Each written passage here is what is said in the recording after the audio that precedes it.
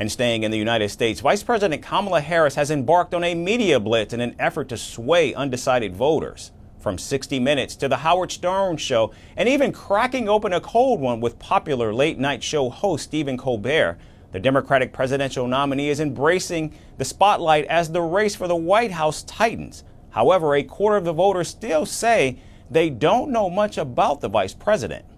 Our next report has more.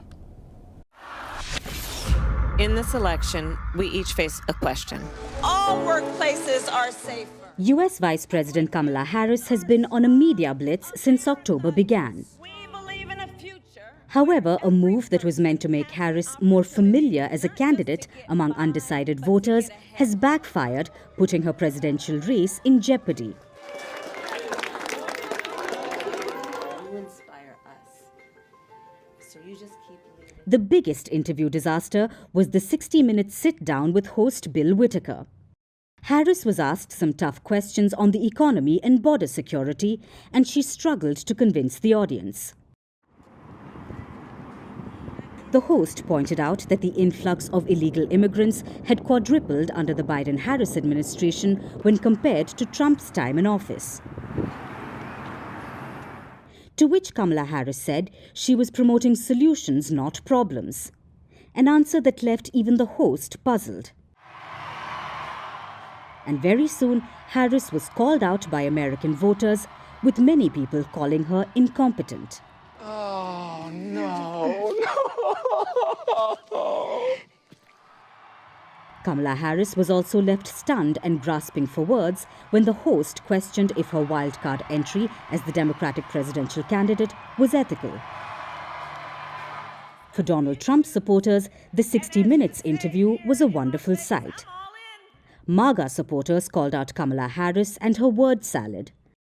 Some even called it the end of her presidential campaign. But then Harris gave MAGA supporters more ammunition by deciding to give more interviews. The Democrat drew even more flack when she appeared for an interview on The View. When asked if she would do anything differently compared to President Joe Biden, Harris said, and I quote, "There is not a thing that comes to mind." Following this, the social media platform X exploded. Republican vice presidential candidate J.D. Vance said voting for Harris meant more of the same.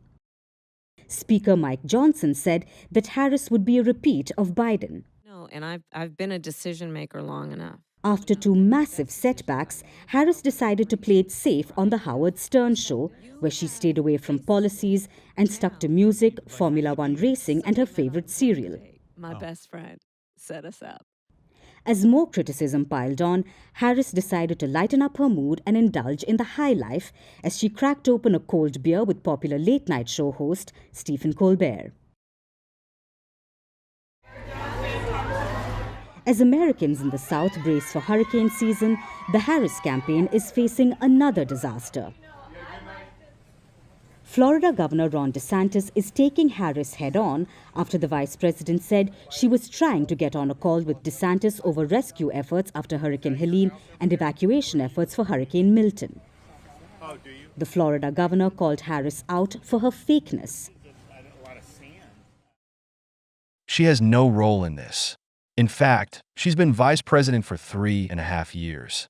I've dealt with a number of storms under this administration. She has never contributed anything to any of these efforts. And so what I think is selfish is her trying to blunder into this. Harris is not just being called out by Florida's governor. Billionaire Elon Musk is also taking pot shots at the Democrat. Speaking to popular journalist Tucker Carlson, Musk joked that nobody was trying to assassinate Kamala Harris because it was pointless. The Tesla CEO and owner of X also said that Harris would put him in jail on day one if she's elected to the White House.